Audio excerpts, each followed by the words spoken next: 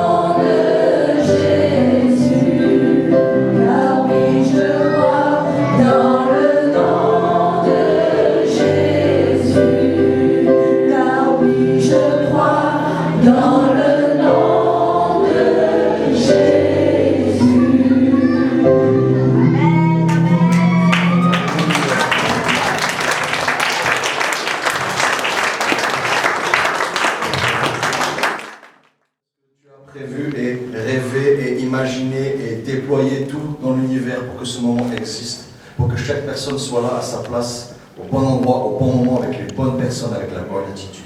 Et je te remercie, Seigneur, parce que c'est ton projet. Et nul ne peut s'en vanter. Je te rends grâce et je libère la foi et les anges qui te servent en faveur de chacun, afin que chacun soit touché par toi, béni par toi, guéri par toi, impacté par ta présence, par la vie qui vient du ciel. Et cet amour qui nous manque tant. J'amène toutes les pensées captivées à autre chose, à l'obéissance de Jésus-Christ de Nazareth qui est Seigneur. Et je renverse les raisonnements et les hauteurs et les forteresses qui s'opposent à la connaissance du Dieu vivant, du Créateur et du Sauveur de l'humanité, dans le nom de Jésus. Amen. Amen. Amen. Amen.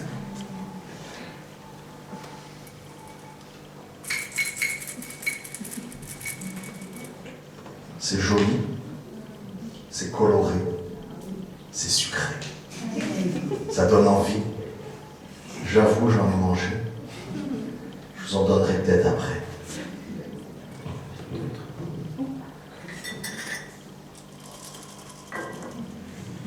Ça fait un joli son. Ça sent super bon. Je vais vous raconter une histoire ce matin. C'est l'histoire d'un enfant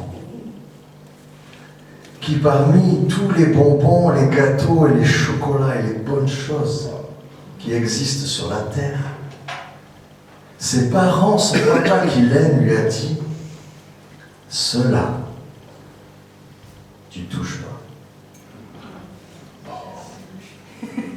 Oh, ceux-là, ils sentent bon. Ils sont colorés, ils donnent envie, mais tu ne touches pas. Parce que si tu touches, tu vas être mal. Et c'est pas bon pour toi.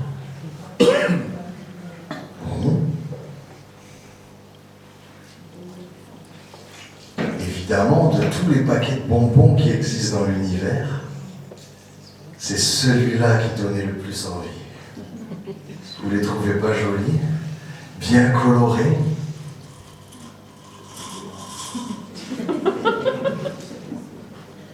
Ils sont magnifiques. Alors l'enfant, il est venu, il en a pris. Il a dit, mais on m'a dit que c'était pas bon, mais ça sent super bon. Il a mis dans la bouche, il a dit, mais on m'a dit que c'était pas bon. Que c'est bon. Et puis il a plus voulu manger plus que ça. Et il a voulu manger plus que ça.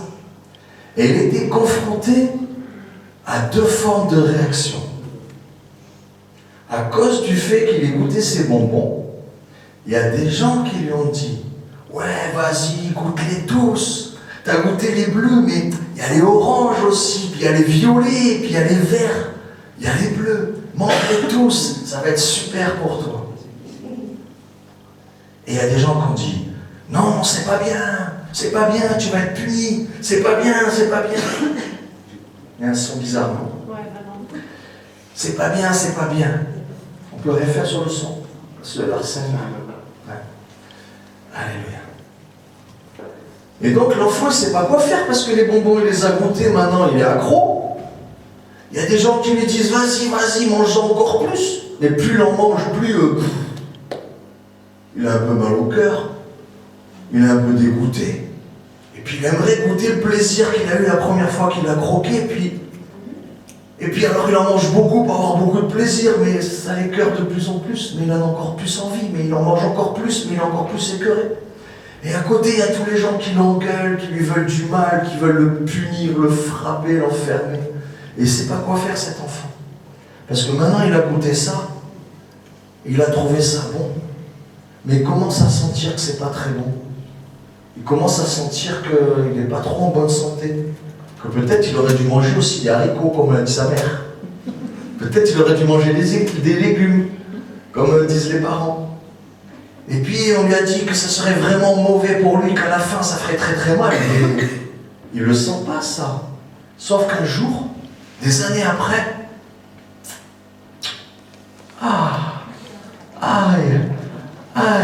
il commence à avoir mal. Il commence à être sensible, il commence à être de plus en plus faible, il commence à avoir des douleurs. Et là, il se dit, mais qu'est-ce qui m'arrive ? Qu'est-ce qui m'arrive? Pourquoi m'arrivent tous ces malheurs? Pourquoi toutes ces douleurs? Pourquoi toutes ces souffrances? Pourquoi être obligé d'aller chez ce monsieur horrible avec cet appareil qui fait et qui me fait des trous dans mes dents? Pourquoi tout ça?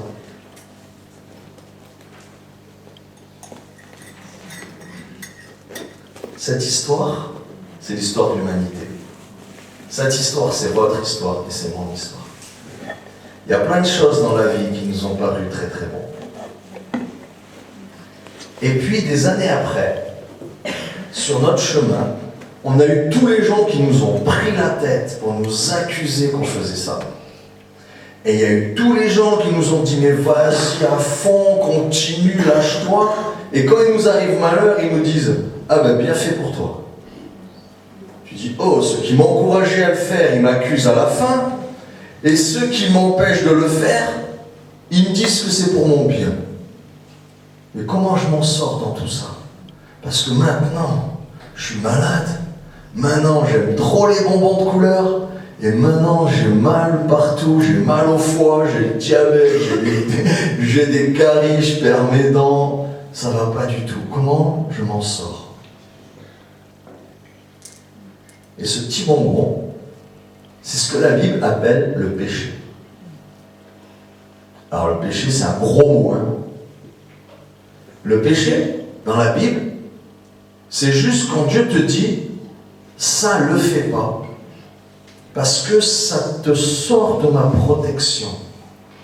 Et il y en a un plus méchant qui attend de te dévorer et tu vas commencer à t'approcher de lui. Mais il se trouve que tout le monde a goûté les bonbons. Il se trouve que tout le monde sur la terre a une fois dans sa vie mangé un de ces bonbons. Alors, il y en a qui mangent tous les roses. Il y en a, ils mangent les roses, les bleus, les jaunes, les verts. Ils sont très très gourmands. Et puis il y en a, je ne sais pas si vous voyez, là il y a un petit bonbon blanc discret.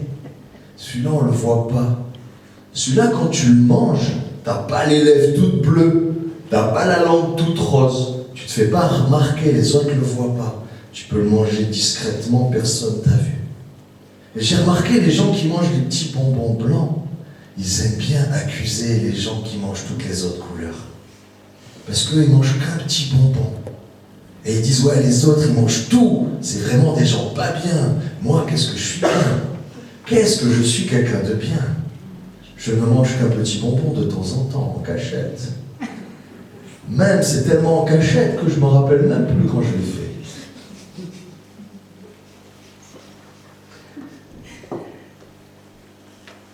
Tout ça, c'est l'histoire de l'humanité face au péché. Face à la loi de Dieu, qui a été faite pour notre bien.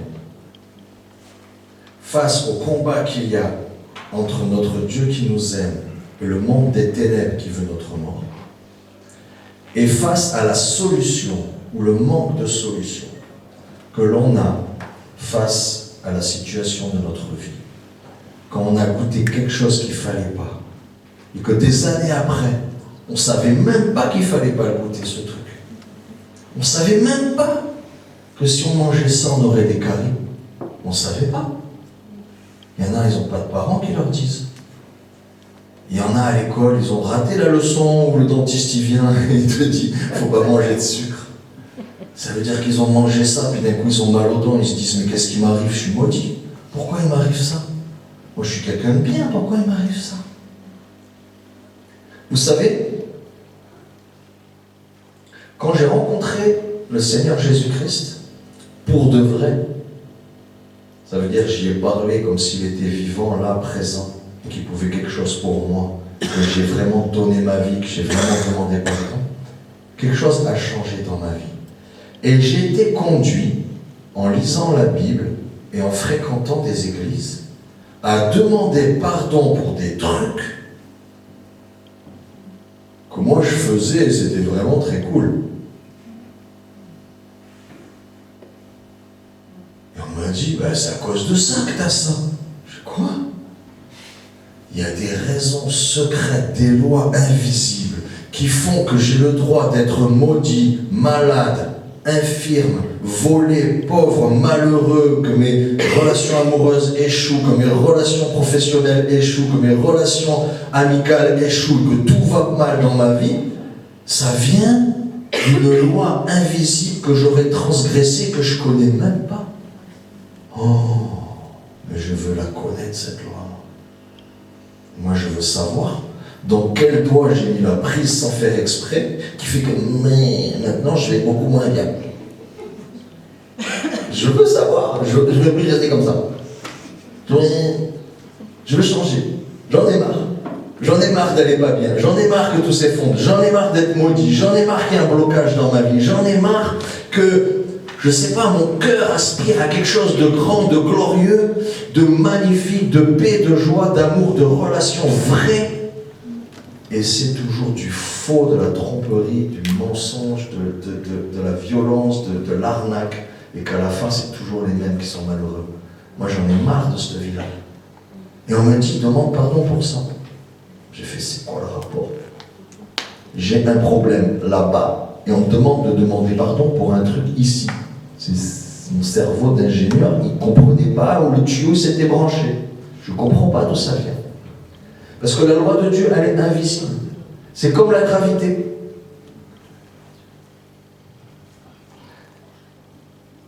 Cette fleur, si je la lâche, je ne vais pas la lâcher trop, je ne veux pas qu'un pétale qui tombe. Magnifique. Et si je la lâche, même si vous ne croyez pas à la gravité, je vous parie tout ce que vous voulez, elle va tomber.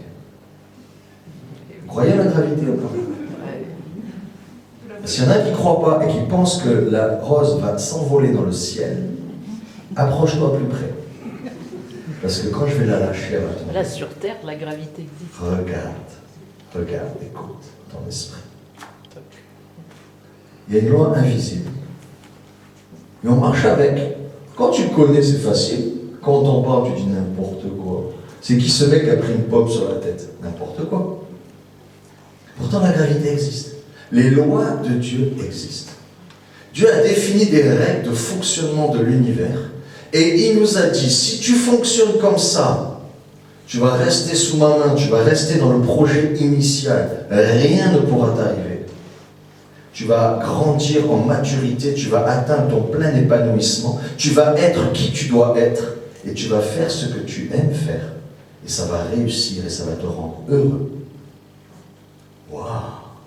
Et si tu te débranches de mon projet, si tu prends une de ces petites pilules, il se trouve que ça va commencer à se dégrader, à se dégrader, à se dégrader. Et au début, tu ne vas pas le voir, mais au bout d'un moment, ça va coincer, ça va bloquer. Et tu vas avoir des problèmes dans ta vie.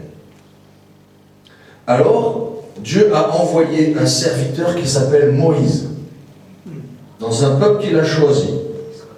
Plouf, plouf, paf, il a pris Israël, il a fait, poum, toi Moïse, tu vas être mon serviteur. Il a dit, non, pas moi. Il a dit, si, bon d'accord, t'as pas le choix. Il a fait serviteur de Dieu, il a amené la loi, il a dit, tu tueras pas, tu voleras pas, tu convoites pas les choses des autres, tu fais pas de faux témoignages, t'as pas d'autre Dieu, tu honores ton père et ta mère. Il donne des règles, et il dit, si tu fais ça, tu vas voir dans ton cœur, ça va aller bien. Bon d'accord, mais si je fais pas ça, oh là là, si tu fais pas ça, J'ai une liste dans Deutéronome pour ceux qui aiment bien lire la Bible. Si vous allez reconnaître des choses que vous vivez certainement, je vais peut-être vous en lire quelques-uns. Je ne voudrais pas plomber l'ambiance de cette magnifique journée, n'est-ce pas? Mais ceci dit, la loi de Dieu étant indestructible, Dieu dit dans Deutéronome 28, vous pourrez lire à partir du verset 15, « Mais si tu n'obéis point à la voix de l'Éternel ton Dieu, si tu n'observes pas et ne mets pas en pratique tous les commandements et toutes les lois que je te prescris aujourd'hui, voici toutes les malédictions qui viendront sur toi et qui seront ton partage. » Et là, il dit, tu feras un truc, tu planteras une vigne, et puis c'est pas toi qui mangeras les raisins. Tu auras une femme, c'est un autre homme qui couchera avec. Tu bâtiras ta maison, c'est quelqu'un qui va te virer, va prendre ta place. Tu vas bâtir un pays, on va te virer, on va prendre ton pays. tu réussiras pas ce que tu fais, tu sèmeras, il n'y aura rien qui poussera, tu seras malheureux, tu échoueras tout le temps. Tu dis, wow. Il y a une liste. C'est hallucinant. Vous allez trouver au moins 10 trucs que vous vivez dans votre vie à plus ou moins forte intensité qui vient de la loi de Dieu. Et tu dis, wow, ça veut dire que moi ou mes ancêtres, ouais, parce qu'aussi il y a les ancêtres, genre c'est pas ta faute, tes parents aussi ont fait des bêtises et tu hérites. Donc tu te dis, waouh, les bonbons, vraiment, tout le monde a mangé des bonbons, on est foutus les gars. Mes parents ont mangé les bonbons, mes grands-parents ont mangé les bonbons, j'ai mangé les bonbons, tout le monde a mangé les bonbons, on est tous foutus, Et Dieu dit, j'ai une bonne nouvelle. Parce qu'après avoir envoyé Moïse, qui a révélé une loi, tout le monde s'est rendu compte que cette loi c'était impossible. Tout le monde s'est rendu compte que la loi de Dieu est impossible à suivre et à obéir. Tu veux être honnête, boum, tu vas mentir. Tu dis, ah non, je ne veux pas mentir, je me retiens de mentir. Boum, tu vas tromper. Tu dis, mais quand je cache un truc, boum, il ressort ailleurs. Alors évidemment, quand ça ressort sous forme de bonbons blancs, ça ne se voit pas, je peux critiquer les autres et les accuser d'être pécheurs, mais toujours est-il que Dieu dit, tout homme est pécheur et est privé de la gloire de Dieu. Donc même ceux qui mangent des petits bonbons blancs en cachette et qui se croient justes, ceux-là aussi, ils ont mangé le bonbon. Et Dieu dit dans sa parole, le salaire du péché c'est la mort. Ah ouais, ça termine mal quand même, il n'y a pas que les caries. Le salaire du péché c'est la mort. La malédiction dans ta vie est la mort éternelle. Ça veut dire que tu vas aller éternellement dans un endroit où tu avais juste envie que tes pires ennemis aillent, manque de bol, tu vas avec eux et tu vas passer l'éternité avec eux. Alors une fois que tu as fait ça, qu'il a bien fait flipper tout le monde, qu'il a bien dit la loi c'est ça, les règles c'est ça, et aucun de vous ne peut le faire parce que en vous, vous avez hérité de quelque chose de bizarre, une espèce de virus, un défaut génétique qui vous fait pécher et manger des petits bonbons, quelle que soit leur couleur. Et là, il n'y a pas de jugement sur la couleur de vos bonbons. Il dit maintenant, vous savez que vos problèmes viennent de là. Vous savez que le diable et ses démons ont le droit sur vos vies, sur votre santé, sur vos richesses, sur vos relations, sur votre famille, sur votre longévité, sur votre territoire, sur votre prospérité, sur vos relations, dans tous les domaines de votre vie. L'ennemi a des droits. Mais j'envoie un autre serviteur. Maintenant que vos cœurs sont préparés, que vous avez pesé, que dans vos vies, vous voyez qu'il y a quelque chose qui vous fait envie, mais que ça vous fait avoir une vie de plus en plus bizarre, vous dites, mais comment je vais m'en sortir? Comment je vais me sortir d'avoir mangé ne serait-ce qu'une fois un de ces petits bonbons? Comment on s'en sort? Parce que c'est fait, c'est écrit dans le ciel, c'est foutu.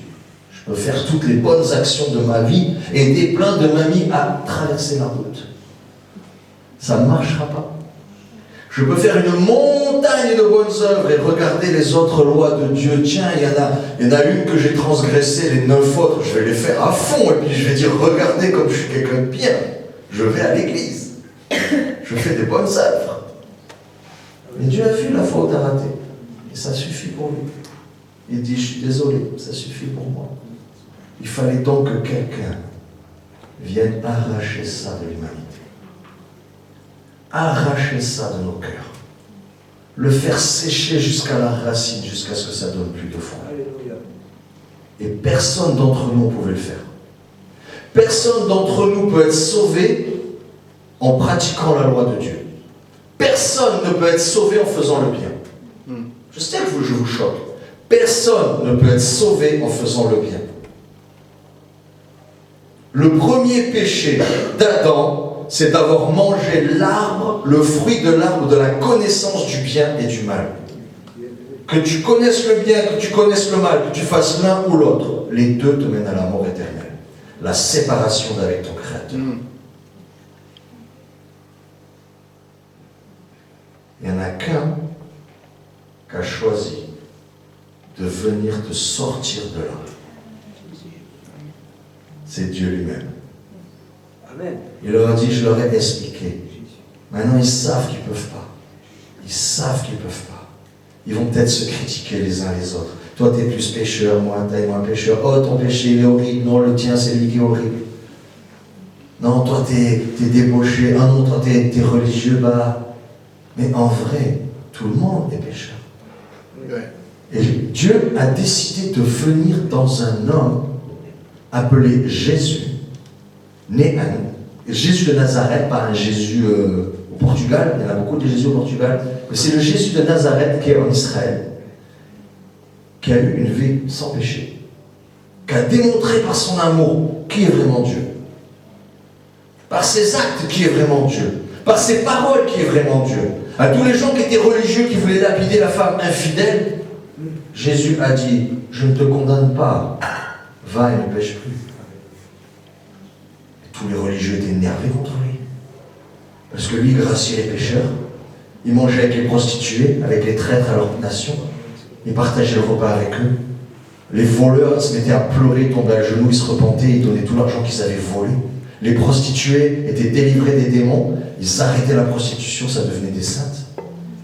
Les gens qui tuaient les autres, ils se mettaient à poser les mains et les gens étaient guéris au lieu de mourir.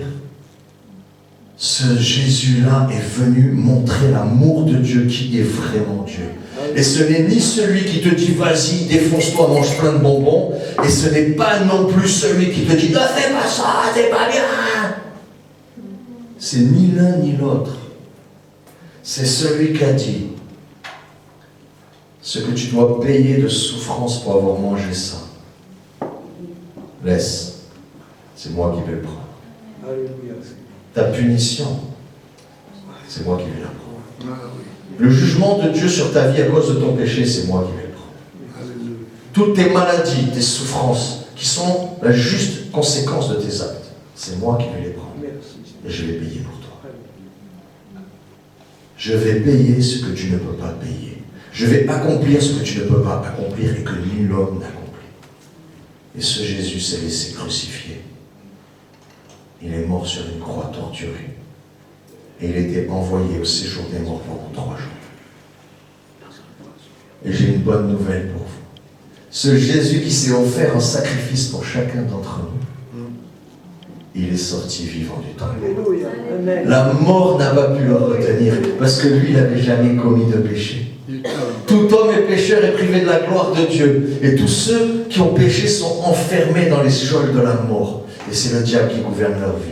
Mais Jésus les a sauvés et les a délivrés. Jésus a payé le prix afin que, alors que tu es encore pécheur, tu sois déclaré juste. Alors moi, franchement, hein, moi, mon intelligence me dit, mais c'est pas juste. Tu pêches, Dieu qui est parfait, il meurt à ta place, et il te donne la carte, je suis comme Jésus parfait. Et puis tu rentres partout. La boîte de nuit de Dieu, tu ne peux pas rentrer, t'es viré, et bien là tu montes ta carte et tu rentres. Je dis, mais c'est pas juste, ils font n'importe quoi, ils continuent à pécher, ils sont imparfaits, ils mentent, ils volent, ils pêchent. Et pourtant ils croient en Jésus et puis ils rentrent au paradis. Je dis, mais c'est pas juste. Et Dieu dit, c'est ma justice. C'est ma justice. Je justifie qui je veux.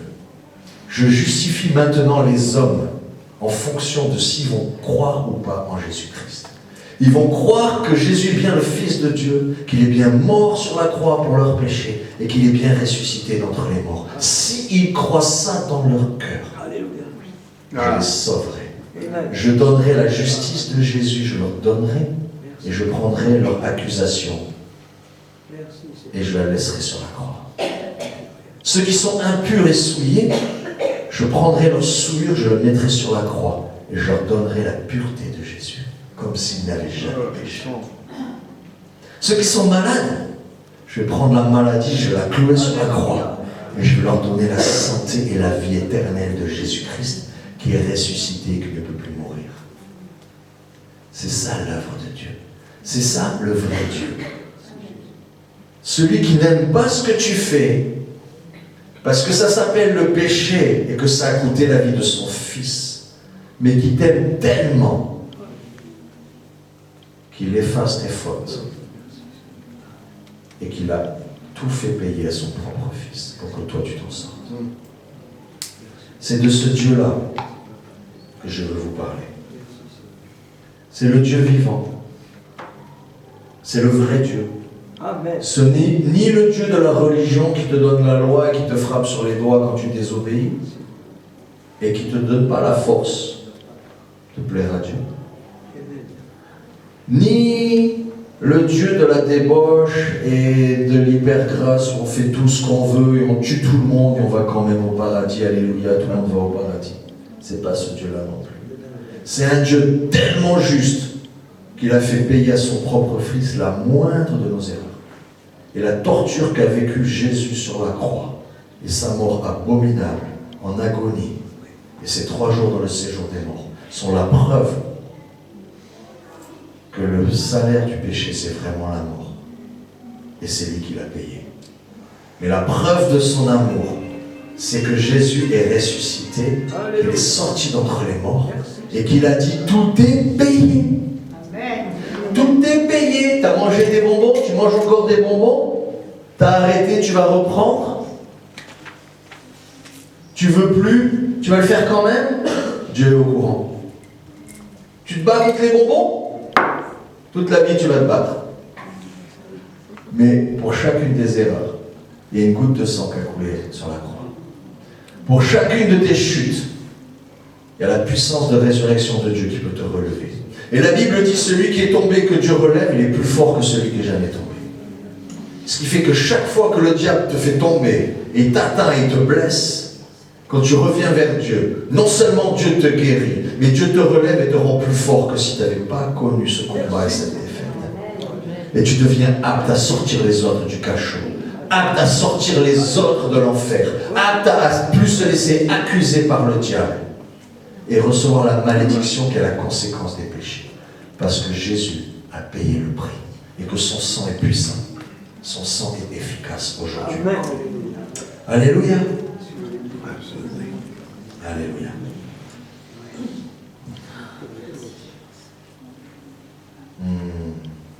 Je vais dire la parole de Dieu. Voici les paroles de Dieu pour vous ce matin. Le salaire du péché, c'est la mort.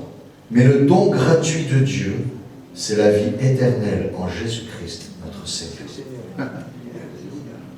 Aucune de tes bonnes actions ne te sortir du pétrin. Il y a un seul choix. Arrêter tes efforts, arrêter de te battre par tes propres forces, abandonner tout au pied de la croix, venir à Jésus et dire « Ok, c'est toi qui as fait la bataille, c'est toi qui as gagné. Je vais arrêter d'essayer de refaire la bataille alors que j'y arrive pas et que je ne suis pas aussi fort que toi. J'arrête de me battre, je viens au pied de la croix, je crois en toi et je prends ta victoire. » Pourquoi refaire un chemin que tu ne sais pas faire et que qu'un homme n'a jamais réussi, alors que Dieu se propose gratuitement de l'avoir fait faire à son fils et de nous donner le résultat? Le truc impossible que personne ne pouvait faire, aller chercher le fruit de la vie éternelle et de te le donner. Jésus l'a fait et te propose de le donner gratuitement. Gratuitement. Il ne te demande pas de te fouetter, il ne te demande pas de te priver, il ne te demande pas de te mettre à genoux pendant 40 jours, il ne te demande pas d'enfermer dans une grotte, d'accord? Il ne te demande pas d'être autre chose que qui tu es, parce que c'est lui qui t'a créé et il t'aime. Il te demande de croire en son Fils Jésus et de te laisser guider par cet amour.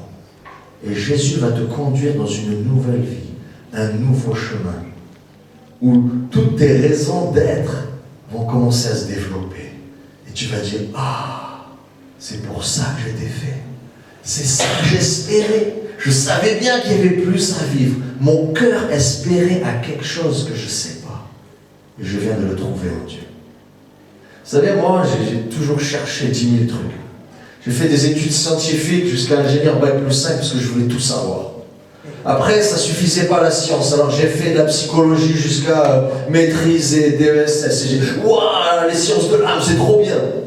D'un coup, tu dis, oh, il y a des religions, il y a des trucs. Le gars, il te donne un bout de bois dans la main, il te dit c'est une résistance et ça brûle, ça brûle, ça brûle, ça brûle, et d'un coup les gens ils lâchent, ils sont brûlés, ils ont des cloques alors qu'ils tenaient qu'un petit bout de bois. Tu te dis ça, c'est ni la science ni l'âme qui le fait. Là, il y a des vraies cloques avec du vrai brûlure. Donc il y a quelque chose de plus puissant que l'âme et l'esprit, que l'âme et le corps, il y a l'esprit. Je me suis intéressé aux religions, j'avais toujours faim et soif de savoir. Et pourquoi le vent? Et pourquoi le ciel est bleu? Et pourquoi il devient rouge quand le soleil se couche? Moi, c'est des trucs, ça m'a toujours passionné. Et je dis, mais pourquoi je vis? Pourquoi je vis? Non, mais si t'as pas de raison, mais c'est nul. C'est nul. T'es là, tu sais pas quoi faire. Un peu de sexe, un peu de drogue, un peu d'argent, un peu de réussite, tu te sens bien. Et puis t'as des plaisirs, et puis à la fin t'as moins de plaisir, alors t'en fais plus, et puis t'as moins de plaisir, et t'en fais plus, et à la fin t'es trop mal, et puis t'as rien. T'as rien, parce que ça mène à rien.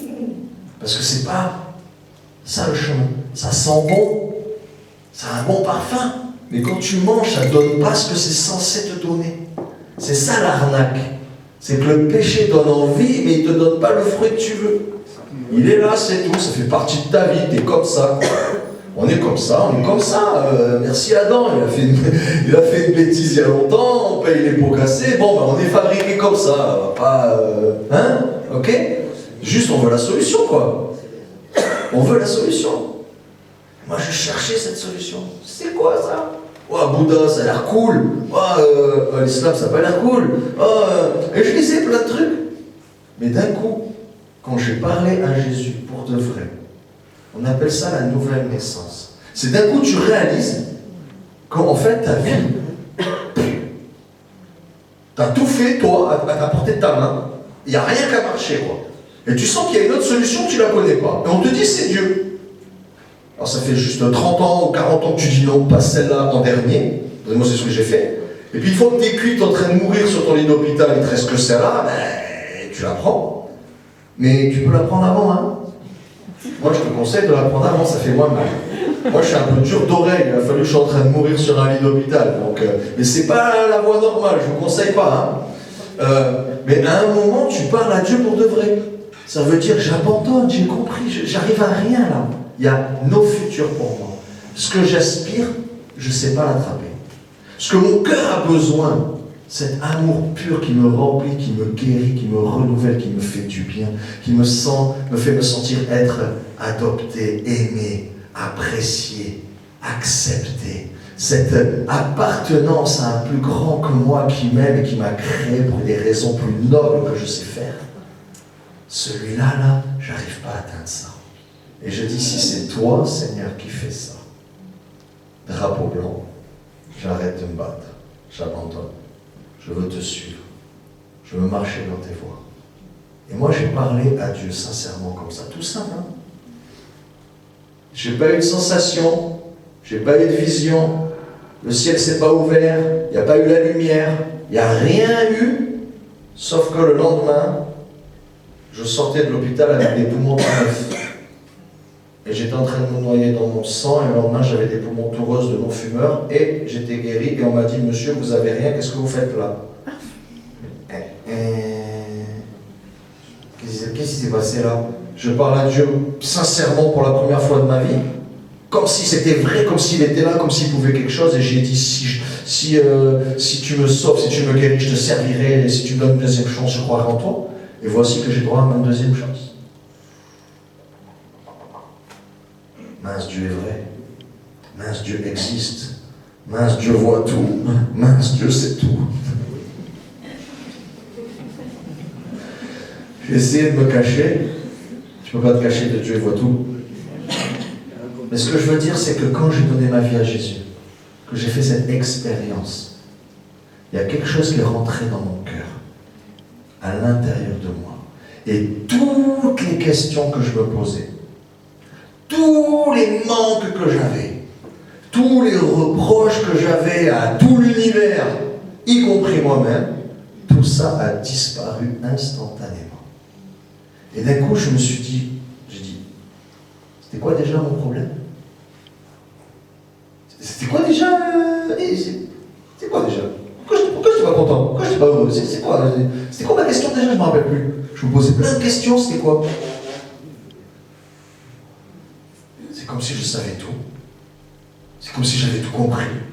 C'est comme si t'es une pièce de puzzle, tu essaies de rentrer dans tous les trous que tu vois, ça marche jamais, t'es serré, ou c'est trop large, ou ça va pas. Et d'un coup tu fais clac, tu fais ah bah ouais, c'est mieux comme ça. Ah, c'est ça la vie. Ah, c'est comme ça que ça marche. Tu sais, c'est le mec qui vient de trouver le manuel en fait.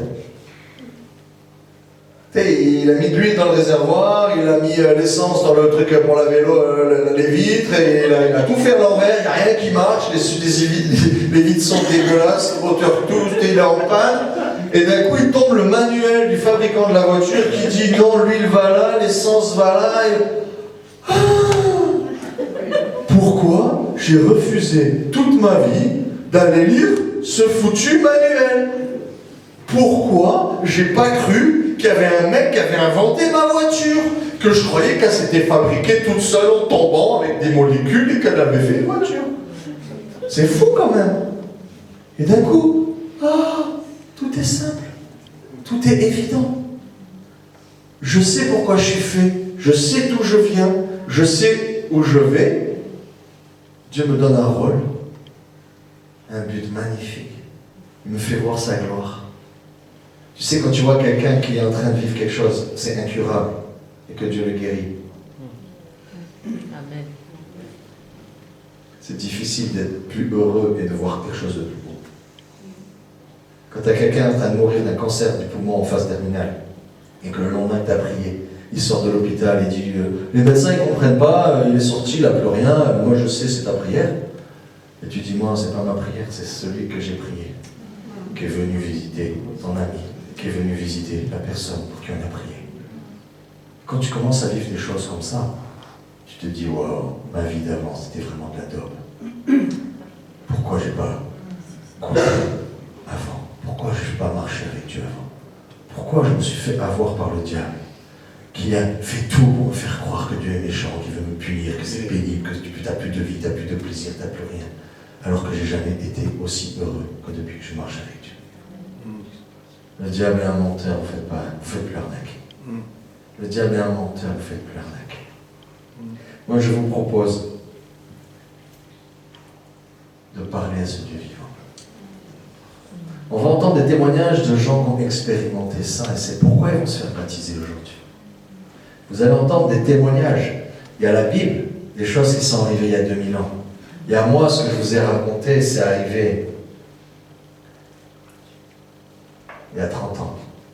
Mais on va vous raconter des choses qui sont arrivées, ça se compte en heures, en jours, en semaines, en mois. C'était frais, c'est tout frais. C'est tout frais. D'accord? Et cette nouvelle naissance, c'est parler à Dieu comme s'il était vrai. Comme si tu fermes les yeux et tu l'imagines, tu ne sais pas comment il est. Peut-être tu ne te fais même pas d'image, c'est encore mieux. Il est là-haut dans le ciel, tu ne sais pas où il est. Mais la Bible dit que si 2 ou 3 sont réunis, il est présent au milieu de nous. Et moi je vous dis, Dieu est présent aujourd'hui. Et si tu lui parles, il va t'entendre. Même si tu parles, que tu n'oses pas parler à voix haute, que tu parles dans ton cœur, il a des bonnes oreilles. Il sait écouter les cœurs.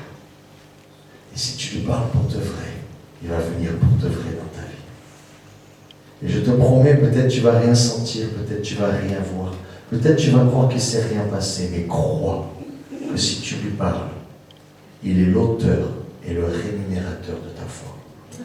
Si tu crois, c'est lui qui t'a donné la foi, pour que tu puisses saisir le cadeau qu'il veut te donner.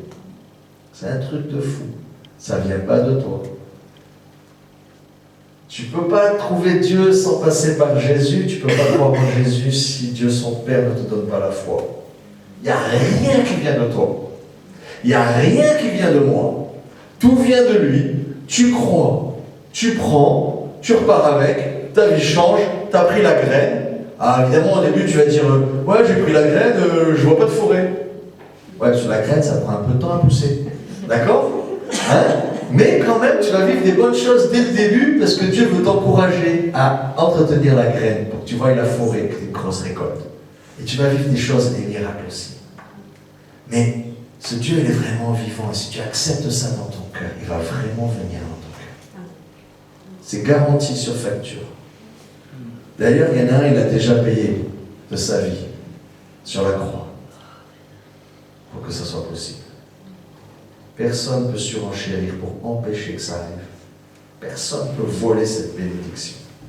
Le diable a été vaincu. La mort a été vaincue. Les ténèbres ont été vaincues. Le péché n'est plus un problème. Parce que si tu crois que tu vas devenir parfait, tu vas être déçu. Parce que s'il fallait être parfait et obéir à toute la loi pour être sauvé, Jésus n'aurait pas donné la grâce. Il aurait laissé Moïse faire la loi et dire « il faut que je fasse ça, il faut que je fasse ça, il faut que je fasse ça, je vais au paradis. » Et « ah, j'ai raté ça, je vais en enfer, allez. » Non, il a dit « c'est plus ça maintenant la règle. C'est pas fais le bien, obéir à la loi et fais tout comme il faut. C'est crois en mon Fils. » Tu vas tomber amoureux de Jésus. Et si Jésus te dit « fais ça s'il te plaît. » Ah, tu vas lui dire « quand tu veux Seigneur. » Pas parce que c'est la loi. Pas parce que c'est obligé. Pas parce que sinon tu vas en enfer. Juste parce que tu aimes. Juste parce qu'il t'a tellement aimé que tu te sens obligé de faire quelque chose pour lui. Qui n'a pas fait des folies par amour pour la personne qu'il aime? Et c'était qu'un être humain imparfait. Imagine Dieu qui est parfait et qui t'aime les trucs de fou qu'il est capable de faire. Des gens vont à l'autre bout du monde ouvrir des orphelinats. Des gens vont dans la jungle prêcher aux sorciers des jungles où il y a des guérillas en Amérique du Sud pour leur prêcher Jésus-Christ au péril de leur vie. Des gens vont dans des pays communistes où la Bible est interdite. Des gens vont dans des pays musulmans où si on te prend avec une Bible en langue du pays, on te met à mort que tu sois du pays ou un étranger. Des gens font des trucs de fou par amour pour Dieu. Parce qu'ils savent que celui qui a goûté Jésus, il a la vie éternelle. Et ça vaut le coup de mourir comme Jésus est mort, pour que d'autres puissent avoir la vie éternelle. Tu vas être embrasé d'amour pour Dieu. Ta vie va prendre un sens, le sens plus puissant que tout ce que tu rêvais pour ta propre vie. Tout ce que tu voulais ressentir et vivre de fort et d'avoir un rôle utile et majeur dans ta génération. Ça n'existe que quand tu rentres dans le projet de Dieu. Parce que Dieu a des projets de vie et de bonheur pour toi, suivi d'aucun malheur. Alléluia. Est-ce que vous pouvez fermer les yeux? Imaginez, Dieu est là. Parce qu'il l'a dit. Pas parce que vous le voyez, pas parce que vous le ressentez. Juste parce qu'il a dit, si 2 ou 3 sont réunis au nom de Jésus, je suis présent au milieu d'eux. Donc tu peux être sûr que Dieu est là. Et il attend avec un ardent désir que tu lui parles sincèrement, enfin ou encore. Dis-lui, Seigneur, viens. J'accepte que tu viennes dans ma vie. J'accepte de continuer à vivre avec toi. Je veux te rencontrer. Toi, le Créateur du ciel et de la terre qui m'a aimé avant la fondation du monde, je veux te rencontrer. On m'a dit que j'avais un Papa céleste qui m'aimait et que je pouvais rencontrer. Et si je crois en Jésus, je vais le rencontrer. Alors je veux croire en Jésus.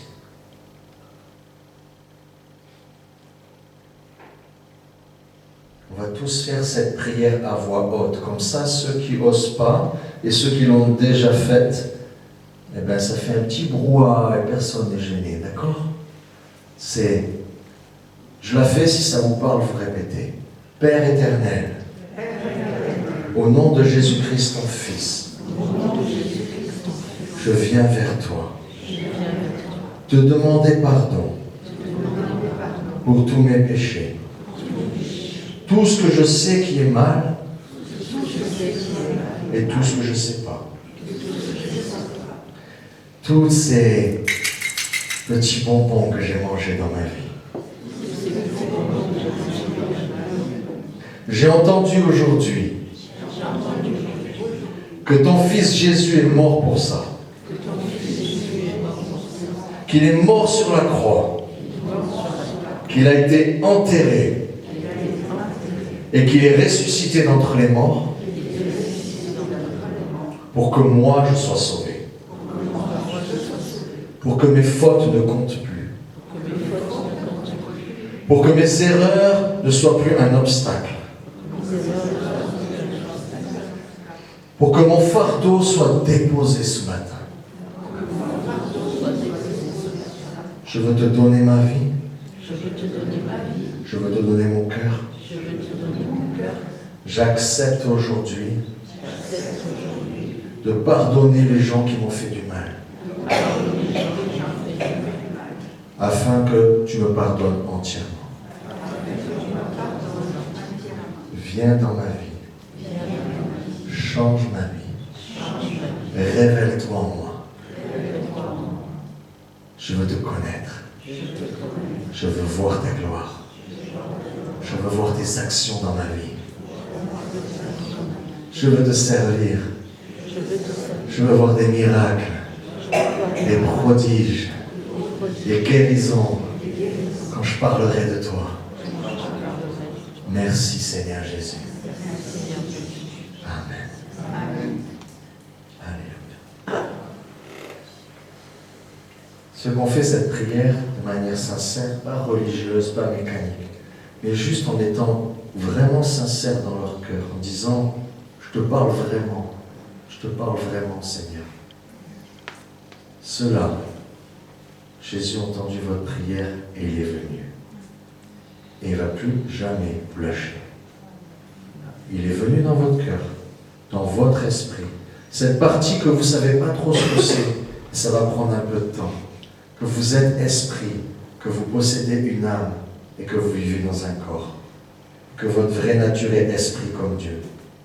Et l'Esprit de Dieu est venu rentrer en relation avec votre esprit. Quelque chose d'invisible, peut-être d'impalpable s'est passé, mais votre vie va changer. Vous allez être comme aimanté par d'autres personnes. Vous allez avoir d'autres rencontres, d'autres connexions. Vous allez réussir des choses que vous n'avez jamais réussies. La vie avec Dieu est magnifique. La vie avec Dieu est glorieuse. Ce n'est pas une suite de règles et de punitions. C'est une relation d'amour qui te transcende et t'amène toujours plus loin. Oh, que son nom soit glorifié, que son nom soit loué. Tout ça est cadeau. Seigneur, je prie pour chacun ici présent, que ton amour soit déversé, ton esprit soit déversé sur chacun. Tout ce qui a faim à soif de toi puisse recevoir en fonction de sa faim et de sa soif. Que personne ne soit privé de ta grâce, que personne ne soit privé de l'amour tangible que tu veux manifester dans leur vie, dans leur esprit, dans leur âme et dans leur corps. Père, au nom de Jésus. Amen.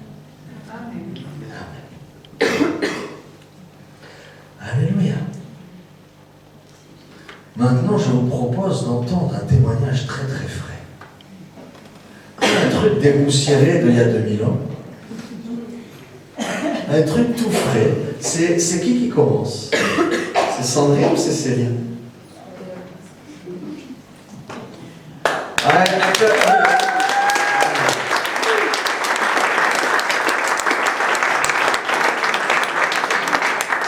êtes bon?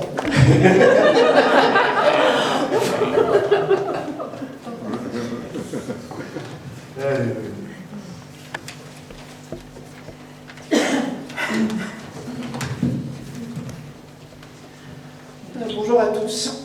Donc, du coup, je m'appelle Sandrine. Sur le manteau. Sous le manteau. J'ai 51 ans, encore quelques jours. Je viens d'une famille plus ou moins catho, avec une grand-mère plutôt très pratiquante. Puis j'ai tout bien fait. Le baptême, le caté, la communion, la confirmation. Du plus loin que je me souvienne, j'étais attirée par la foi et les gens qui y consacraient leur vie. J'ai même été faire des retraites dans un monastère à l'adolescence. J'avais un fort sentiment intérieur que pour vivre pleinement sa foi, il fallait une vie consacrée, ce qui était aussi synonyme de privation de liberté pour moi. Et j'ai cru que j'avais choisi la liberté, ma liberté. La foi est restée, comme une ombre, quelquefois teintée de doute et d'autres de réconfort. Puis il y a 5 ans, ma vie de liberté s'est arrêtée. Et je suis partie en quête pour me retrouver sur la vague du développement personnel. C'est à cette période que j'ai rencontré Céline. On a échangé, débattu. Elle m'a beaucoup écouté. Et elle m'a parlé de Jésus, de la prière, de son chemin. Au gré de nos échanges, elle m'a un soir dit, alors que j'étais en quête de spiritualité diverses et variées, tu sais, quoi que tu fasses, ça ne coûte rien de rajouter Dieu à l'équation. Et je l'ai rajouté, comme une évidence. Dans ce chemin de découverte de qui j'étais, vraiment, moi, la petite fille qui se sentait non désirée, un accident. Cette quête a guidé mes pas dans cette église, à l'automne dernier. Loin de la nécessité de privation de liberté ressentie auparavant, j'ai été bouleversée par cette liberté d'amour de Jésus, au travers de la louange, et notamment de Christine, qui transpirait l'amour de Jésus. Jésus a pris de plus en plus de place dans ma vie. En fait, il a juste pris sa place. Chaque culte m'a fait grandir. L'envie de me faire baptiser pour naître à nouveau est devenue plus présente. Puis, au travers de Jean Brunet, j'ai reçu ces mots si importants. Ne regarde pas derrière, tu es à ta juste place. Tu es aimé, Dieu t'a désiré. Au même titre que son Fils. Aujourd'hui, je suis convaincue que son chemin, c'est le bon chemin, c'est mon chemin, c'est le sien. J'ai envie de le suivre. Aujourd'hui, je suis libre d'aimer le Seigneur pleinement. Amen.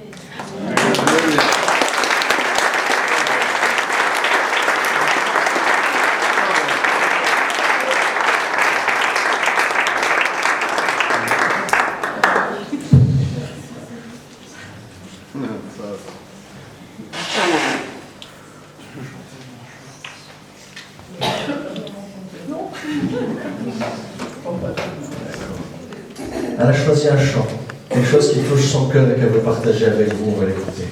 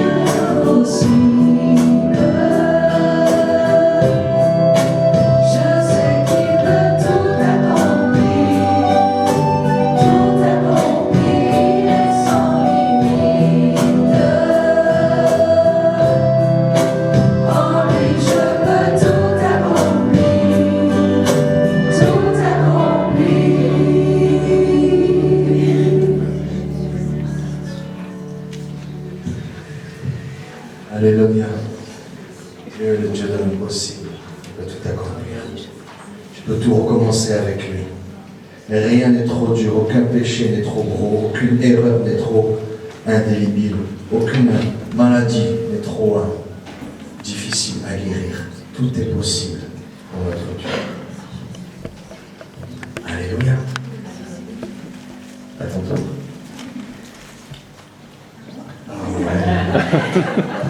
Oui, il n'y a que 3 baptisés. Même si ton compagnon est habillé en blanc, il n'y a pour l'instant que 2 baptisés.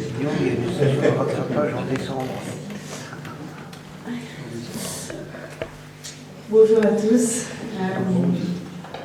C'est très émouvant. C'est très émouvant. Donc je vais lire. Enfin, je peux officialiser mon souhait de suivre Jésus. Je suis née dans une famille non chrétienne, agnostique, voire athée. Mes grands-parents étaient plutôt fâchés contre l'église des curés qui faisaient le jour et la nuit dans les villages en Suisse, d'où je viens. Mes parents, nés en 49-50, ont fait partie de cette génération d'après-guerre qui a brisé les dogmes et refusé de se soumettre. Heureusement, grâce à Dieu, ils n'ont jamais basculé dans les extrêmes que l'on connaît de ces années-là. Ils ont su garder discernement et sang-froid. Sans être chrétiens, ils ont toujours été bienveillants, prompts à aider leurs prochains, droits dans leurs bottes. J'ai été élevée avec attention dans un cadre stable, par une mère et un père dont les cœurs s'appliquaient à chercher la juste voie, mais sans Dieu.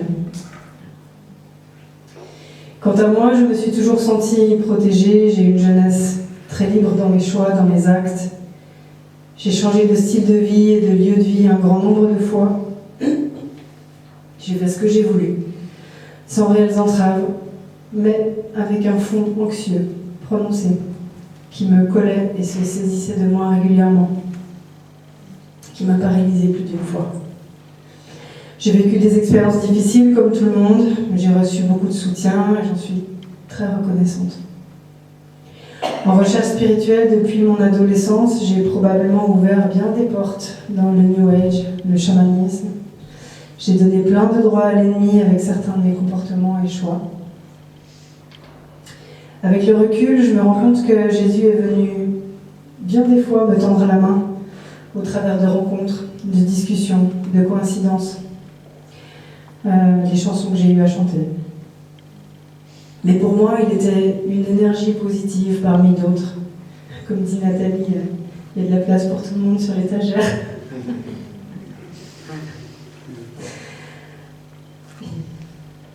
Et principalement porté par l'Église catholique, dont je n'avais connaissance que des méfaits accomplis à travers l'histoire. La propagande fonctionne bien, et j'ignorais tout, tellement certaine de mes convictions. Dans le même temps, mon parcours a le plus souvent suivi des voies un peu marginales dans beaucoup de domaines de la vie. Je me suis méfiée des autoroutes de la pensée. Et c'est précisément ici que le Seigneur m'a laissé le trouver. Face à la décadence du monde moderne, cela faisait déjà quelques années que j'avais opéré un retour à la nature, un éloignement du monde, une sorte de dépouillement. Installée à Saint-Afrique depuis 2020, j'ai commencé à m'intéresser de plus près aux dérives satanistes. Non pas pour moi, bien sûr, mais par rapport à ce qui se passait dans le monde. Découvrant avec horreur les rituels potentiellement pratiqués par une certaine engeance, appelée faussement élite, et destinée à maintenir l'humanité dans le chaos par un inversement systématique des valeurs et une valorisation des abominations. Des trafics dans l'ombre. Que faire face à un mal qui avance avec des armes spirituelles anti-Christ? Sinon, utiliser également des armes spirituelles, et celles de Christ, justement. Convaincue que les pratiquants de ces rituels y croient fermement, eux. Je me suis mise à lire la Bible, qui alors me tombait des mains, à écouter des enseignements, des études, des exhortations, pour comprendre. Il me fallait comprendre. Je prends alors conscience de mes innombrables péchés et de l'amour immense de Jésus, l'arme absolue. Je lui ouvre mon cœur, introduisant la prière dans mon quotidien. Pendant plus de 2 ans, j'ai cheminé seule ou presque, notamment aussi en parlant à Sandrine. faisant part de mes expériences. Et finalement, je me suis mise à la recherche d'une église locale et d'une possibilité de me faire baptiser. Et c'est là que Nathalie est arrivée sur ma route.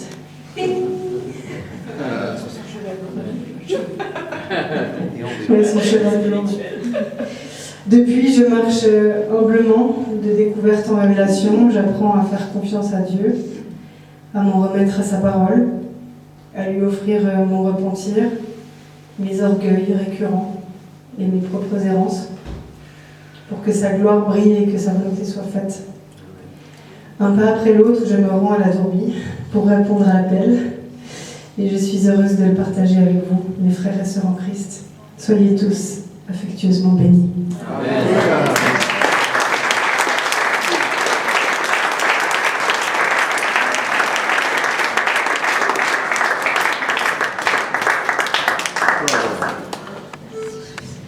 On va écouter son chant. Ouais.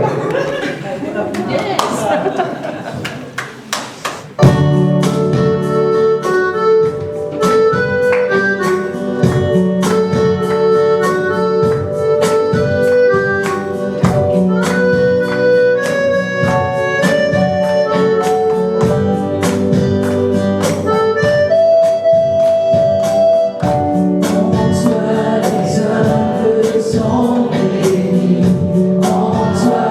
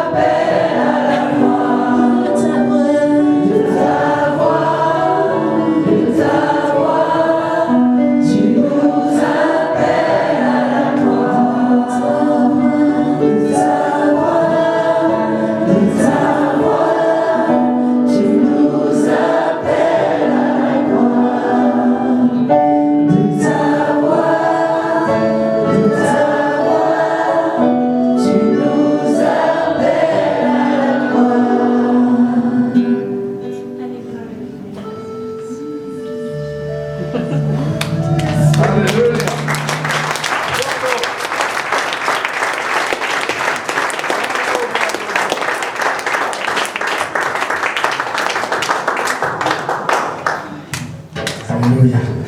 Alléluia. Merci les chantres. On va appeler les deux futurs baptisés. Venez, approchez-vous. Alors c'est pas pour une distribution de bonbons. C'est pour un petit temps de prière. Courtement, avant de se faire baptiser par obéissance à Jésus-Christ. La première chose que Jésus a faite quand il a commencé son ministère, il est venu dans le Jourdain, il s'est fait baptiser par Jean-Baptiste. Et Jean-Baptiste lui a dit, mais attends, c'est pas possible, c'est toi qui es Dieu, c'est moi qui devrais être baptisé. Il a dit non, faisons ce qui est juste, parce que Jésus montre le chemin. Il nous montre comment faire. Il avait 30 ans, adulte, conscient de ses choix. C'était pas un petit bébé qu'on a béni pour sa protection, ce qui est juste, mais c'était un adulte qui prenait une décision de marcher avec Dieu, de reconnaître son péché et de vouloir marcher avec Jésus-Christ. Et c'est un acte concret d'adulte, conscient des choses, ayant la foi. D'accord? C'est pourquoi nous baptisons les adultes. Deux filles de Dieu qui veulent se faire baptiser, rentrer dans le royaume. Alléluia. Sandrine, est-ce que tu crois que Jésus-Christ est le Fils de Dieu? Oui, je crois. Est-ce que tu crois qu'il est mort sur la croix pour tes péchés? Oui, je crois. Est-ce que tu crois qu'il a été enseveli Oui, je crois. et ressuscité des morts au 3e jour? Oui, je crois. Est-ce que tu crois qu'il a payé tous tes péchés? Oui, je le crois. Est-ce que tu crois qu'il te donne accès à la vie éternelle? Oui, je le crois. Est-ce que tu veux le suivre? Oui, je veux le suivre. Lui obéir? Oui, je veux lui obéir. Te conformer à sa parole? Oui, je veux me conformer à sa parole. Par amour pour lui? Par amour pour lui. Toute ta vie Toute ma vie. et pour Et l'éternité? pour l'éternité. Amen. Amen. Alors, au nom du Père, du Fils et du Saint-Esprit, nous te baptisons. Alléluia. Alléluia.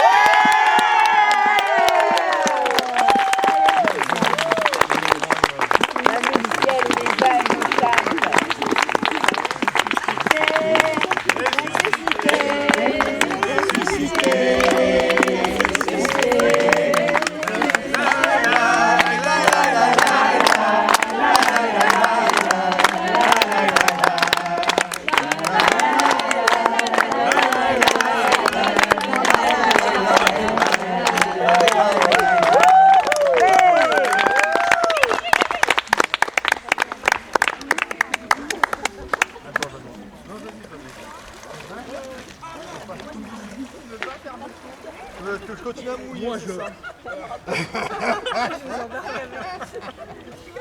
Il assure les arrières, hein, s'il y a du courant.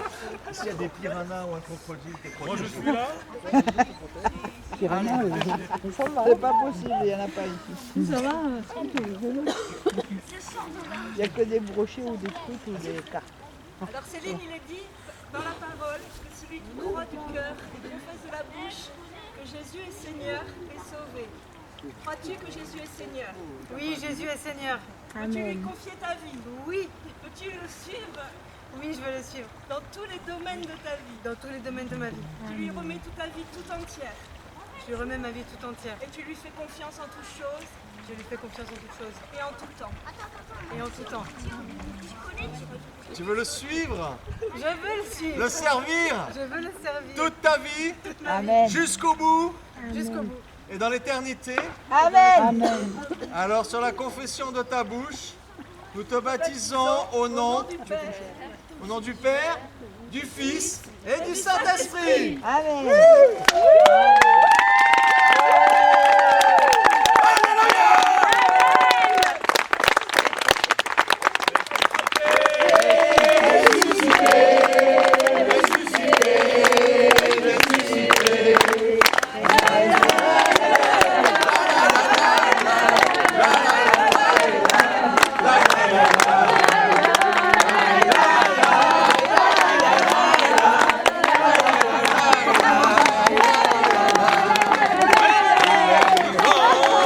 Il est vivant, il est vivant.